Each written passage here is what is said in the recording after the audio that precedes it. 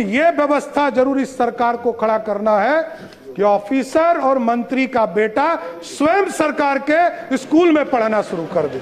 ऐसी व्यवस्था खड़ा करना है, इसको आगे बढ़ाना है।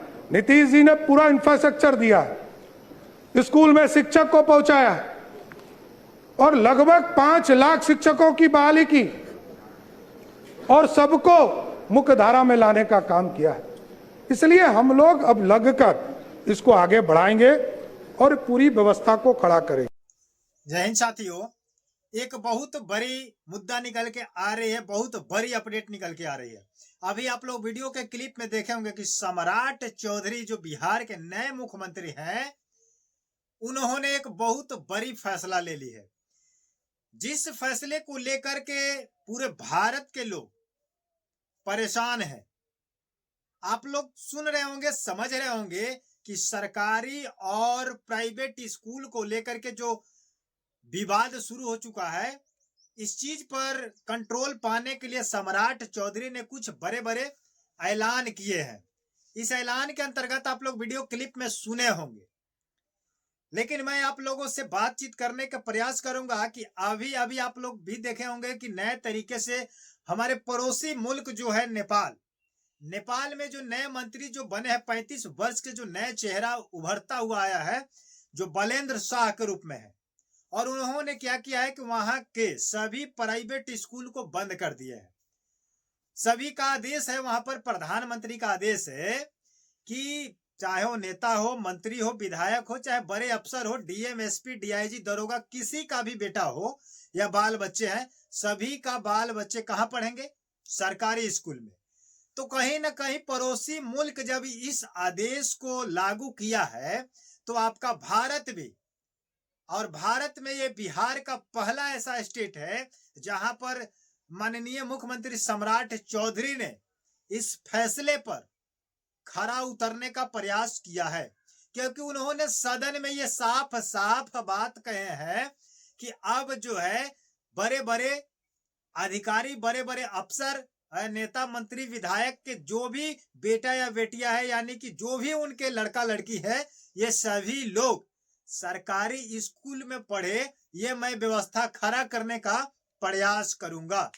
तो इसमें प्रयास क्या करना है? अगर आप चाहिएगा तो एक दिन में आदेश दीजिएगा और आपके बिहार में पूरे प्राइवेट स्कूल बंद हो जाएगा।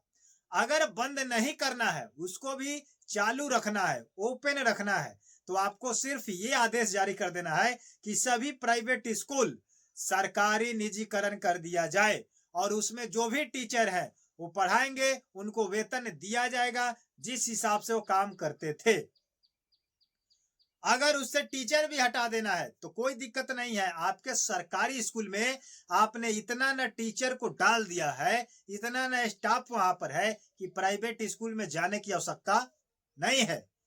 लेकिन मैं एक बात बता दूं कि ये जो है आपके बिहार में हो चाहे पूरे स्टेट में हो, भारत के 2800 राज्य जो है, इसमें प्राइवेट स्कूल को लेकर एक इतना ना बड़ा धांधली हो चुका है कि कहीं ना कहीं किताब को लेकर, बैग को लेकर, उसके चार्जेस को लेकर, उसके फैसिलिटी को लेकर, अपने बिल्डिंग को लेकर, अपने पंखा, कूलर, एसी को लेकर, विधि व्यवस्था को लेकर, एक गरीब परिवार से, एक गरीब मजदूर से जो 400 रुपए 500 रुपए पर डे कमाने वाला व्यक्ति है और खाने वाला व्यक्ति, गरीब परिवार अपना घर परिवार चलाता है, और उस व्यक्ति को अगर 2 बच्चे की पढ़ाई को पूर्ति करे तो लाखों रुपए सालों में दिया जाता है प्राइवेट स्कूल के माध्यम से।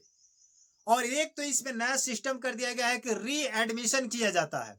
उसके बाद है कि जब एक स्टेप आप फर्स्ट क्लास से सेकंड क्लास में अगर जाते हैं तो उसको बुक पर क्या किया जाता है? बदलाव कर दी जाती है। आप यानी कि फर्स्ट स्टैंडर्ड में गए हुए हैं तो फर्स्ट स्टैंडर्ड की बुक अगले आने वाले सेकंड स्टैंडर्ड में जो बच्चा गया तो सेकंड स्टैंडर्ड का बुक वो सेकंड स्टैंडर्ड के बच्चा नहीं पढ़ सकता है। उसके लिए नए सिलेबस की शुरुआत कर दी जाती है, नए किताब को बहाल कर दी जाती है, नए किताब को प्रिंटिंग करा दी जाती है, ताकि आप उस किताब को खरीदे। जब जब आप नए क्लास में जाएंगे तब तब आपको नए किताब लेने पड़ेंगे। तो ये एक क्या किया जाएगा है, एक प्राइवेट स्कूल माफिया हो गया है। जैसे आपके भू माफिया है, बालू माफिया है, ठीक उसी प्रकार से ये प्राइवेट स्कूल वाले डकैती के तौर पर ये लोग समझिए कि एक डाकू के रूप में हो चुका है। लोग देश को बर्बाद करने के लिए, राज्य को बर्बाद करने के लिए, हर गरीब परिवार को बर्बाद करने के लिए पढ़ाई की सिस्टम वही है। तो एक नए डिसिप्लिन के तहत वो लोग बताते हैं कि हमारे यहाँ पर ये लगता है, वो लगता है, ऐसे ऐसे करके महीने के 10-20 हजार एक स्टूडेंट से ली जाती है। तो कौन ऐसा परिवार है जो महीने का 10-20 हजार स्कूल में देगा? और लूटने की व्यवस्था की गई है। तो ये सम्राट चौधरी जो आदेश दे रहे हैं, इस आदेश पर अगर खरा उतर गए और बिहार में प्राइवेट स्कूल बंद हो गया तो एक आपके नाम पर एक बहुत बड़ा झंडा लहरते हुए दिखाई देगा कि आप एक मतलब प्राइवेट स्कूल के जो माफियागिरी है, दलालों का ये जो रास्ता बन चुका है, पैसा लूटने का जो जरिया बन चुका है प्राइवेट स्कूल, इस पर आप विजय प्राप्त कर सकते हैं। समझे कि नहीं? जैसे विजय कुमार सिन्हा जी ने भूमि राजस्व विभाग पर अपना विजय पताका लहरा दिया है, ठीक उसी प्रकार से आप अगर चाहिएगा तो बिहार में प्राइवेट स्कूल पर आप नकेल लगा सकते हैं, लगाम कंट्रोल कर सकते हैं। आप सबको बंद कर दीजिए, समझे कि नहीं, और सील करा दीजिए। उसके बाद आप जो गवर्नमेंट स्कूल में टीचर की बहाली किए हैं, यूपीएससी क्लियर करके गया है, जो बीपीएससी क्लियर करके गया है, वहां पर आप एक स्कूल में 14-15 टीचर भेजे हुए हैं और वहां पर बच्चा नहीं है। तो आप अपना सरकारी स्कूल की विधि व्यवस्था टाइट कर दीजिए और सभी लोग उसी में पढ़ेंगे और पढ़ाएंगे। और मास्टर का भी बच्चा कहीं नहीं जाएगा पढ़ने, कहीं प्राइवेट में नहीं जाएगा, कहीं दूसरे स्टेट में नहीं जाएगा, उसी सरकारी स्कूल में पढ़ेगा। तब उसको पता चलेगा किसी के बच्चे के साथ, किसी के बच्चे के फ्यूचर के साथ खिलवाड़ करना कितना बड़ा अपराध होता है। क्योंकि जो हेडमास्टर जो 80,000 70,000 का महीना पेमेंट लेता है, उसका बेटा किसी और प्राइवेट स्कूल में पढ़ता है, किसी अदर स्टेट में पढ़ता है, और वो सरकारी स्कूल में जा करके बैठ करके अपना टाइम पास करके नहीं पढ़ाता है और स्कूल को चला करके बंद करके चला आता है।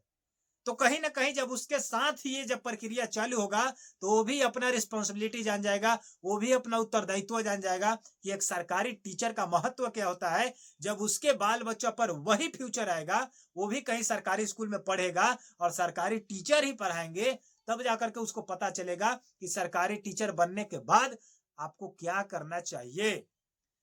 तो सम्राट चौधरी जो कदम उठाए हैं, एक बहुत बढ़िया कदम उठाया है और इस पर आप चलते रहिए, एक दिन न एक दिन आपका विजय जरूर होगा। मैं जनता जनार्दन से पूछना चाहता हूं कि जो सम्राट चौधरी अभी बोले हैं सदन में, क्या ये सही है?